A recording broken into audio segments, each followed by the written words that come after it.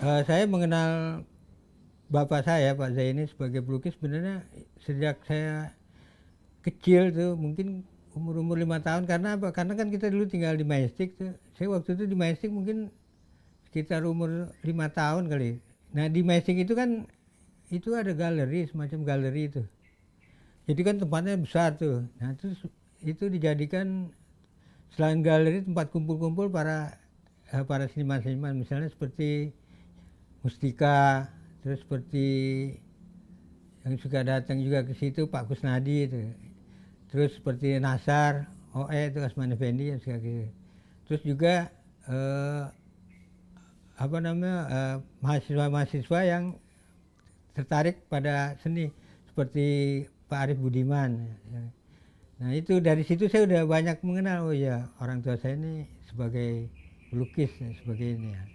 Itu terus dilanjutkan kita kemudian pindah ke Tomang. Nah ke Tomang itu kan dulu kita di Tomang tuh 63 masih benar-benar kampung lah, masih benar-benar asli ya. Nah itu suka ini ayah saya suka nanam-nanam pohon. Kemudian rumah kita itu ada halamannya lah.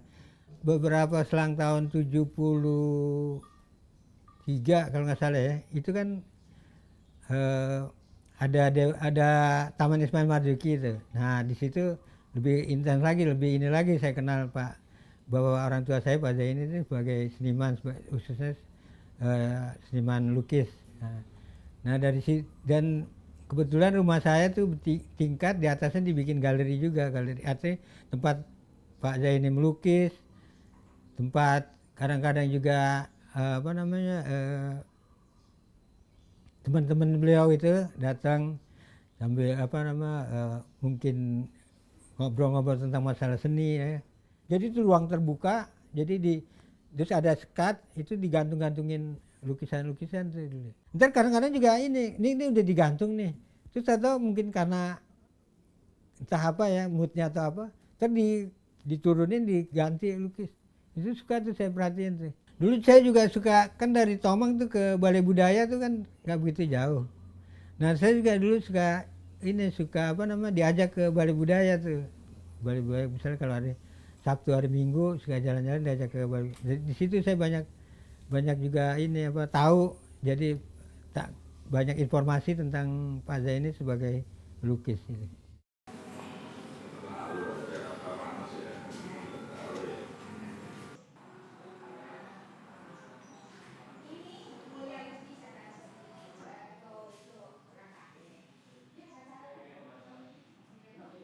Pak Zaini itu memang bukan keluarga ini ya, keluarga artinya ada keluarga seninya tuh kayaknya sedikit sedikit sekali ya. Dan juga Pak Zaini kayaknya ininya di seni itu mungkin setelah belajar di IAIN Kayu Tanam kalau nggak salah ya, setelah latar belakang keluarga kan Pak Zaini itu anak pertama dari 7 bersaudara kalau nggak salah. Nah terus masih remaja udah hijrah, udah pindah ke Jawa, khususnya ke Jogja, terus kemudian ikut ikut perjuangan lah itu. Walaupun dia kan sebagai seni untuk bikin-bikin sketsa-sketsa tentang untuk menyemangati para pejuang kita. Budaya itu, budaya Minang itu umumnya laki-laki itu harus keluar rumah lah. Jadi itu banyak perantau seperti di sini banyak perantau-perantau itu yang melatar belakangi eh, orang-orang Minang tuh merantau itu faktor budaya juga faktor adat istiadat, orang laki itu harus keluar itu harus itu.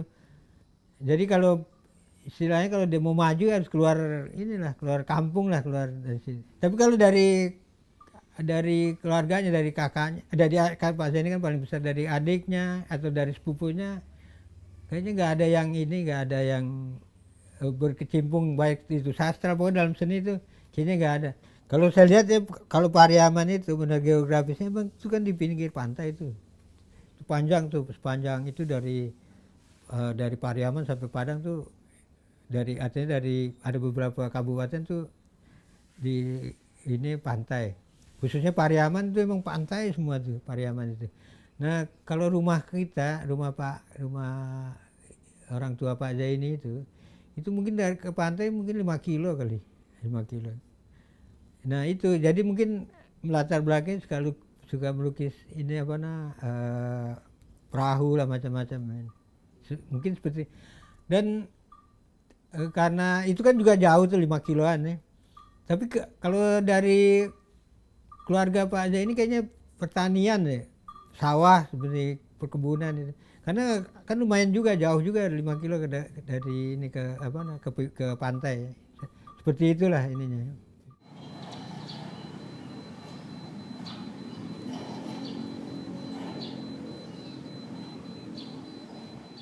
Di Tomang itu kan tadi yang seperti saya di awal saya udah ceritakan, Tomang itu kan benar-benar dulu daerahnya paling itu pinggir bener Jakarta tuh. Jadi masih ininya juga jalan masih tanah, orang-orang Betawi asli juga masih banyak.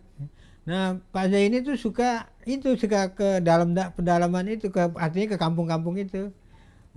Makanya itu banyak tuh Pak Zai ini, dari tukang beca, tukang ini. Sana Pak Zai ini tuh suka ke pasar kadang-kadang ntar pulang bawa bahan-bahan terus dimasak sendiri, terus ntar makan. Kadang-kadang juga mengundang teman-temannya itu, seniman itu suka dia yang masak sendiri, nanti dia undang makan-makan di rumah lah gitu. Nah itu awal-awal kita kehidupan Tomang. Terus dia gitu juga pokoknya Pak Zai ini suka ke wilayah-wilayah ini lah, wilayah-wilayah yang saya bilang, karena Tomang itu benar-benar masih benar-benar kampung lah gitu ya, dalam tanda kutip. Tim itu kan tahun 73 ya kalau nggak salah ya. 68 ya. Nah itu sebelum itu Pak Zaini itu suka ke ini Balai Budaya. Terus ke rumah Bu Sriani, kan Bu Sriani rumahnya gede itu dulu kan Kemang tuh benar-benar masih benar-benar daerah inilah seperti Tomang juga. Tapi Kemang itu kan rumahnya gede-gede, tanahnya gede. Nah saya pernah diajak tuh ke berapa kali tuh ke Balai Budaya maupun ke Bu Sriani itu melukis di situ itu. Nah terus nanti biasanya kalau pagi suka melukis juga di rumah, ya kan. Biasanya tuh dia ambil objeknya tuh binatang, ayam kadang-kadang burung, kadang-kadang anak-anaknya dijadiin objek. Kadang-kadang teman-teman saya juga ditawarin menjadi objeknya, dia lukis samanya. Itu seperti itu sebelum ada tim ya. Nah setelah ada tim baru kan dia artinya ada kerjaan rutin lah ya. Jadi kalau pagi sebelum ke tim melukis dulu tuh, nanti pulang kira-kira jam 4 jam 5 sampai rumah istirahat, nanti sore sebelum malam itu juga melukis juga itu. Tapi saya lihat setelah jadi dosen juga sama juga kayaknya ininya rutinitasnya yang seperti sebelum ada ngajar di LPK. Dulu kan LPKJ namanya, LPKJ kayaknya seperti itulah. Orang tua saya tuh benar-benar jaga kesehatan, dia suka general check up. Terus udah gitu selain lari pagi juga seneng berenang. Sekarang kan dari Tomang tuh kan ke Senayan tuh, dulu kan kolam renang jarang tuh, yang ada cuma di Senayan tuh ya kan, Gelora Bung Karno itu kan Senayan tuh kolam. Nah itu di samping suka lari pagi, suka berenang, ya berenang gitu. Pokoknya jaga kesehatannya benar-benar optimal lah itu Pak Jai itu. Begitu orang-orang kaget pas meninggal ini lagi olahraga. Kalau nggak salah tuh waktu itu bekas habis berapa lama, sebulan lalu pernah habis check up lah, general check up itu. Pola makannya juga dijaga benar.